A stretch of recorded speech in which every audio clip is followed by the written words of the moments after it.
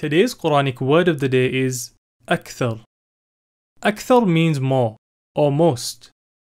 Many of us try our best to fit in by copying what others do. But the Quran teaches us that if most people are doing something, you should probably be careful. That's because the majority of people will most likely be doing the wrong thing. Allah subhanahu wa ta'ala tells us, most people don't know, most people are ungrateful, most people are disobedient, and the list goes on.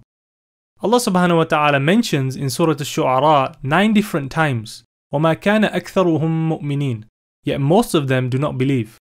So our goal should not be to please others by following the crowd or jumping on trends, but instead to please our Lord by doing what is pleasing to Him, even if we are the only one. Assalamu alaikum wa rahmatullahi wa barakatuh. If you've benefited from this video, then don't forget to like, share and subscribe and press the notification button so that you don't miss out on any new content, inshallah.